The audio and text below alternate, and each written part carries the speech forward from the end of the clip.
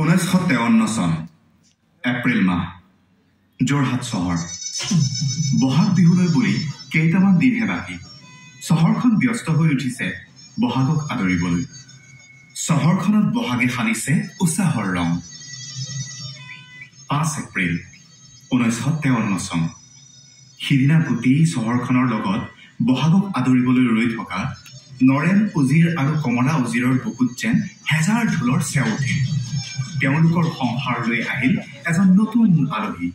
তেওঁলোকৰ তৃতীয় সন্তান নাম থলে ভূপেন যাৰ অৰ্থ হ'ল ৰজাৰ ভিতৰত শ্ৰেষ্ঠ ৰজা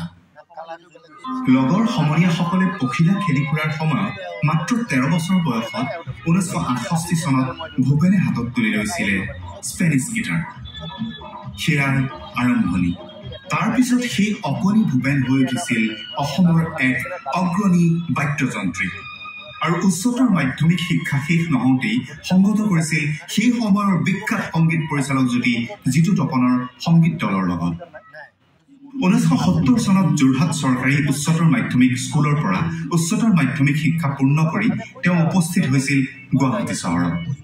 আৰু 1975 চনত অসমৰ অন্যতম সন্মানীয় শিক্ষানুষ্ঠান গুৱাহাটী কমাৰ্চ কলেজৰ পৰা স্নাতক ডিগ্ৰী লৈছিল কিন্তু সংগীত বলীয়া মনটো কিতাপৰ পাততকৈ যেন ঘূৰি ফুৰিছিল গীটাৰৰ ফ্ৰেটত সেয়ে হয়তো স্নাতকৰ পিছত স্নাতকোত্তৰৰ শৈক্ষিক যাত্ৰাত পৰিছিল 3 বছৰৰ এক বিৰতি আৰু 1978 চনত তেওঁ গুৱাহাটী বিশ্ববিদ্যালয়ত নামভৰ্তি কৰিছিল বাণিজ্য বিভাগৰ স্নাতকোত্তৰ বিভাগত তাৰ পৰৱৰ্তী বৰ্ষতেই 1979 চনত ভূপেন উজিৰ হৈছিল বিশ্ববিদ্যালয়ৰ সংগীত বিভাগৰ সম্পাদক আৰু সেই সময়ৰ মুম্বাইত তথা এতিয়াৰ মুম্বাইত সদৌ ভাৰত বিশ্ববিদ্যালয় সমাৰোহত ভাগ লৈ তেওঁ ব্যক্তিগতভাৱে সংগীত বিভাগত সোণৰ পদক আৰু দলীয় শাখাত প্ৰথম ৰাণাৰ চাপৰ সন্মান বুটলিবলৈ সক্ষম হৈছিল সেয়া 1983 চনৰ কথা তিনিচুকীয়াৰ ৰয় চাইকেল মাৰ্টৰ বিত্তীয় সাহায্যৰে ভূপেন উজিৰৰ পৰিচালনাত এখন কেছেটৰ পৰিকল্পনা হ'ল কেছেটখনত গান গাব সমৰ হাজৰিকা মণিষা হাজৰিকা প্ৰয়াত অৰুণ দাস আদি বহুতো গুণী জ্ঞানী শিল্পীয়ে গান থাকিব 13টা কিন্তু পয়মাল লাগিল 13 নম্বৰ অৰ্থাৎ কেছেটৰ শেষৰ গানটোক লৈ ইমান জোনাকেৰে গানটো যিজনা শিল্পীয়ে গোৱাৰ কথা আছিল তেওঁ কিবা অসুবিধাৰ কাৰণে গানটো গাব নোৱাৰা হৈ থাকিল কি কৰা যায় এই গানটো যে তেওঁৰ বিশেষ প্ৰিয় এই গানটোৰ বাবে যে তেওঁক এটা নতুন কণ্ঠ লাগে অৱশেষত কণ্ঠৰ সন্ধান ওলাল শাস্ত্ৰীয় সংগীতৰ একনিষ্ঠ সাধক তেজপুৰৰ নন্দদেৱ শৰ্মাৰ জীয়ৰী গুৱাহাটী বিশ্ববিদ্যালয়ৰ ছাত্ৰী শান্তা শৰ্মাক লৈ আনি গানটো ৰেকৰ্ডিং কৰালে ষ্টুডিঅ সেয়াই আৰম্ভণি তাৰ পিছত অজস্ৰ গান হ'ল অনেক সুৰ হ'ল গানবোৰ শ্ৰোতাৰ বুকুত সোমাল সুৰবোৰ শ্ৰোতাৰ আমোদো হ'ল সেই সুৰবোৰে সেই গানবোৰে সংগোপনে শিপালে ভূপেন উজিৰ আৰু শান্তা শৰ্মাৰ বুকুতো দুজোৰ চকুৱে যেন বিচাৰি পালে অনাগত যুগ্ম পৃথিৱীৰ সন্ধান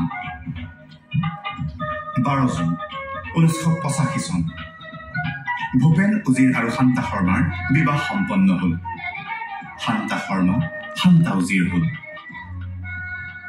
নিৰাপত্তাৰ তাগিদাতেই হওক বা জীৱন জোখাৰ হেঁপাহেৰেই হওক 1979 চনত শিল্পী কোটাত তেওঁ লৈছিল ভাৰতীয় খাদ্য নিগমৰ চাকৰি 1986 চনত তেওঁ চাকৰিৰ পৰা অব্যাহতি লয় আৰু একান্তপতীয়াকৈ সংগীত সাধনাত মনোনিৱেশ কৰে ভূপেন আৰু শান্তাৰ আছিল হেজাৰ সপোন আৰু সপোনৰ বাটত তোলাৰ অদম্য সাহস লাহে লাহে সপোনবোৰ পূৰ হ'ব ধৰিছিল শান্তা আৰু ভূপেনৰ সংসাৰ বাঢ়িল তেওঁলোকৰ মাজলৈ আহিল দুজনীকৈ কন্যা সন্তান প্ৰীতিস্মিতা আৰু কৃতিকা সেই সময়ৰ প্ৰায়ভাগ বিখ্যাত শিল্পী যেনে ভাৰত ৰত্ন সুধাকণ্ঠ ভূপেন হাজৰিকা জয়ন্ত হাজৰিকা মণিষা হাজৰিকা আদিৰ বাবে ভূপেন উজিৰ হৈ পৰে নিৰ্ভৰযোগ্য সংগত শিল্পী কিন্তু এইসকল গুণীজ্ঞানী শিল্পীৰ সতে সংগত কৰিলেও এওঁসকলৰ নিৰ্ভৰযোগ্য বাদ্যযন্ত্ৰী হলেও ভূপেন উজিৰৰ মনটোৱে যেন বিচাৰি আছিল আৰু কিবা কাৰণ সেই সময়ত অসমৰ সংগীত জগতত কাৰিকৰী দিশ আছিল তিনি চালকীয়া অৱস্থাত আৰু সৰুতকৈ সৰু বাণী বন্ধনৰ কাৰণে প্ৰায়েই শিল্পী সমাজ যাব লগা হৈছিল কলিকতালৈ। ভূপেন উজিৰ ডাঙৰীয়াই এই অৱস্থাৰ অৱসান বিচাৰিছিল। সেয়ে নিজাববীয়াকৈ কিবা এটা কৰাৰ বাবে তেওঁ 1989 চনত এটা এনালগ টেপ ৰেকৰ্ডাৰৰ সন্ধান পাই খুবেই কম সমল আৰু পুঁজিৰে সৃষ্টিৰ দুৰন্ত সপোনবোৰৰ ৰূপান্তৰৰ থলীৰ ভেটি কৰিলে অডিটেক ষ্টুডিঅ'ৰ নামেৰে।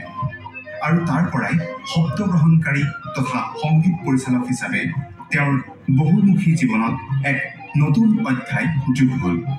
অডিটেক হৈ পৰিল অসমৰ এক অগ্ৰণী বাণীবন্ধন ষ্টুডিঅ' আৰু পৰৱৰ্তী সময়ত এক অনুষ্ঠান, শিল্পী গঢ়াৰ এক সন্মানীয় প্ৰতিষ্ঠান। এই অডিটেক ষ্টুডিঅ'ৰ মজিয়াৰ পৰাই পৰৱৰ্তী সময়ত সংগীত জগতে উপহাৰ পালে অসম তথা উত্তৰ পূৰ্বাঞ্চলৰ গৌৰৱ অনেক কেইগৰাকী উজ্জ্বল নক্ষত্ৰ। কিন্তু দেৱী, জীৱন সুৰভি, বহাগৰ দুপৰীয়া, পিতা পুত্ৰ আদিৰ দৰে প্ৰায় 25খন চিনেমাত সংগীত পৰিচালনা কৰা, অসংখ্য টিভি ধাৰাবাহিক, নাটক আদিৰ সংগীত দিয়া ভূপেন উজিৰ কেৱল মাথো এজন সংগীত শিল্পী বুলিলেই তেওঁৰ অৱদান, তেওঁৰ শিল্পী সত্তাৰ উচিত মূল্যায়ন হ'ব জানো? কেতিয়াও নহয়।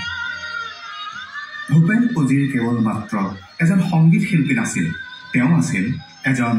স্বপ্নদ্ৰষ্টা, এক জীৱনমুখী অনুষ্ঠান। ভালতকৈ ভাল